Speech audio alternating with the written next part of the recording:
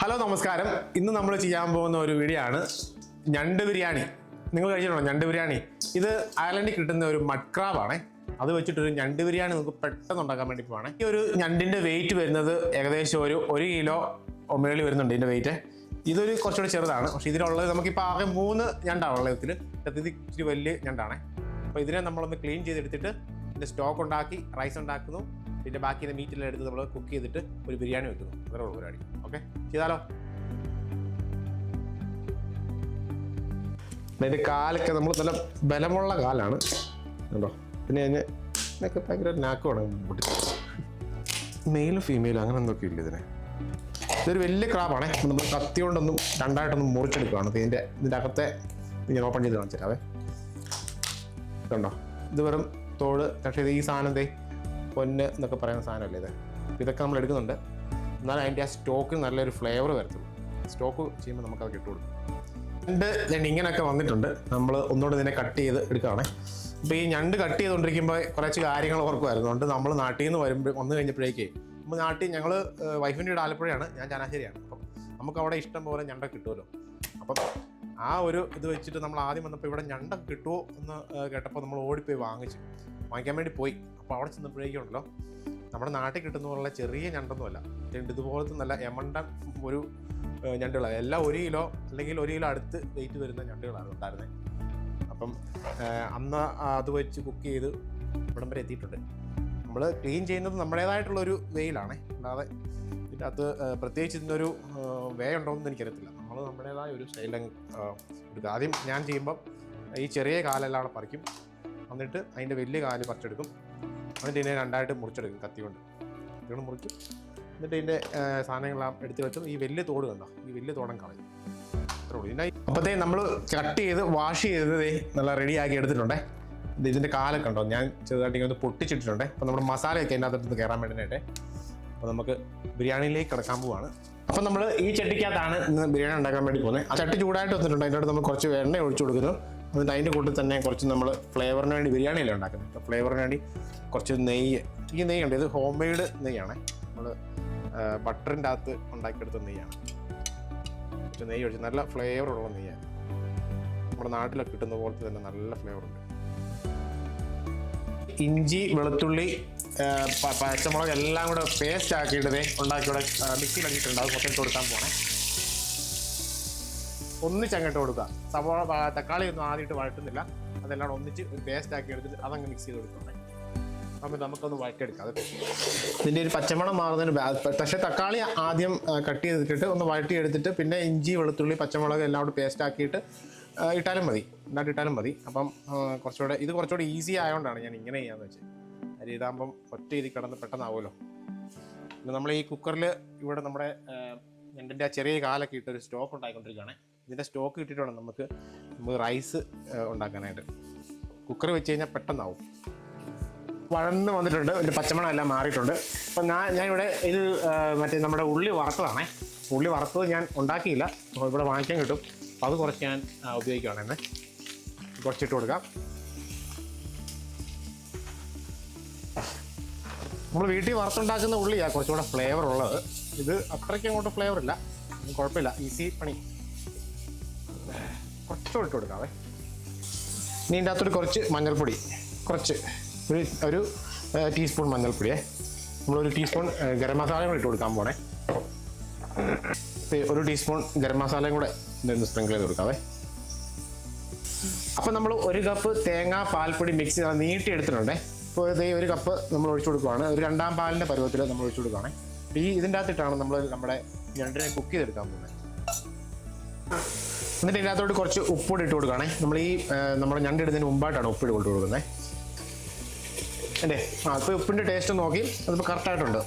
ഇനി നമുക്ക് ഇടണ്ട. പിന്നെ നമുക്ക് ഇനി ഇതിൻ്റെ അകത്തോട്ട് നമ്മൾ ഞണ്ടിനെ ഇതിൻ്റെ അകത്ത് ഇട്ടോട്ട് കൊടുത്തിട്ട് വേവിച്ചെടുക്കാൻ വേണ്ടി പോവാം. കാണാൻ പറ്റില്ല.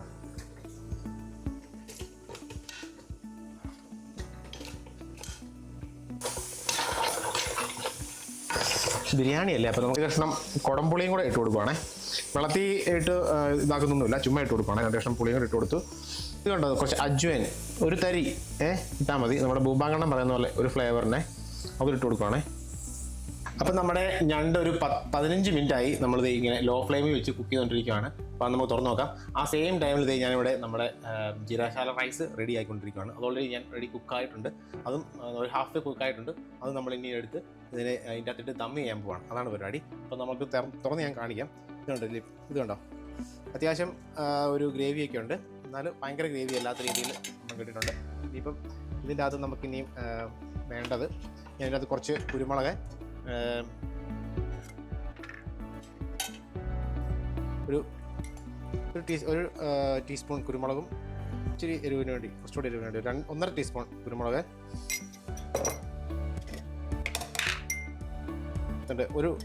ഒരു ടീസ്പൂൺ ഒരു ഗരം മസാലയും കൂടെ മിക്സ് ചെയ്തു.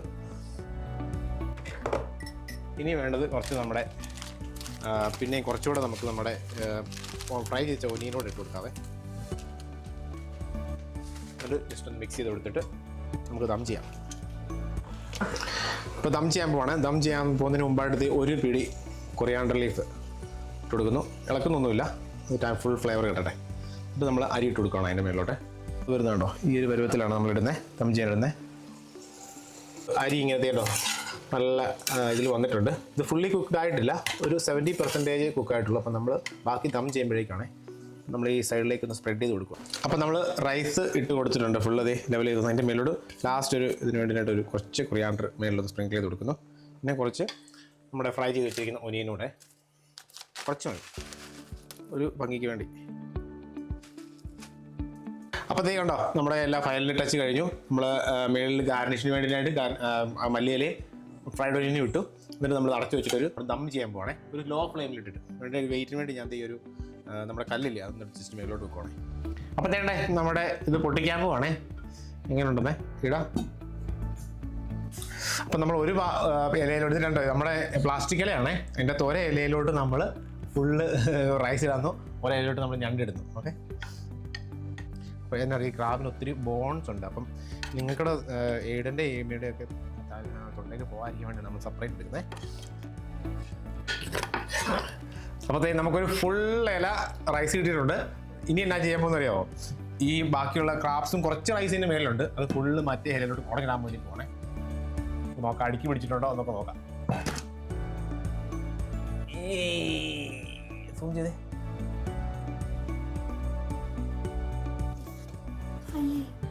അപ്പോൾ അതേ നമ്മൾ ഇതിൻ്റെ മേലോട്ട് കുറച്ച് നമ്മുടെ കട്ട് ചെയ്ത് കൊറിയാണ്ടർ ഇട്ട് കൊടുക്കുവാണേ.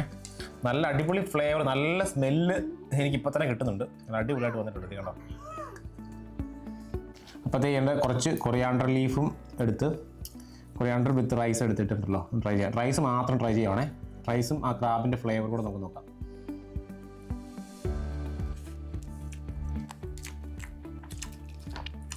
സൂപ്പർ സൂപ്പർ തന്നെ സൂപ്പർ. ക്രാബ് ബിരിയാണി ഇത്രയും സൂപ്പറാകും ഞാൻ ഒരിക്കലും പ്രതീക്ഷിച്ചില്ല. ആ ക്രാബിൻ്റെ ഫുൾ ഫ്ലേവർ ഉണ്ട്, അടിപൊളി. ആ സ്വീറ്റ്നെസ്സും എല്ലാം കൂടെ അടിപൊളിയായിട്ട് വന്നിട്ടുണ്ട് കേട്ടോ. ഞാൻ ക്രാബ് ബിരിയാണി ആദ്യമായിട്ട് ഉണ്ടാക്കുവാണ്. ഞണ്ട് നമ്മൾ പ്രോൺസ് ബിരിയാണി ഒക്കെ ഉണ്ടാക്കാറുണ്ട്, പക്ഷേ ആ ഒരു സെയിം മെത്തേഡിൽ തന്നെയാണ് നമ്മൾ ക്രാബ് ബിരിയാണി വെച്ചത്. പക്ഷെ അടിപൊളിയായിട്ട് വന്നിട്ടുണ്ട് കേട്ടോ, നല്ല ഫ്ലേവർ, നല്ല അടിപൊളി. കാലിനകത്ത് കുറച്ച് മീറ്റ് എടുത്ത് കണ്ടോ, കുറച്ച് മീറ്റ് എടുത്ത് റൈസ് കൂടെ കഴിച്ചു കൊടുക്കണേ.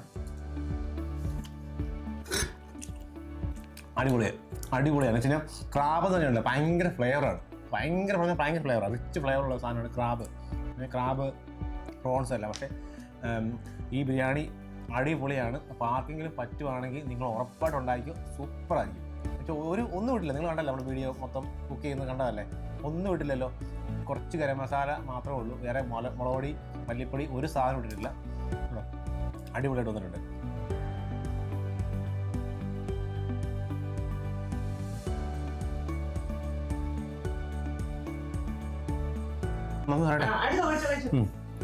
അടിപൊളി ഫ്ലേവർ ആണോ, സൂപ്പർ ഫ്ലേവർ അല്ലേ.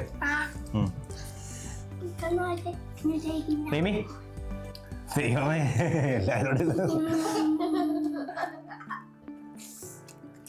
സൂപ്പർ, അടിപൊളി കേട്ടോ.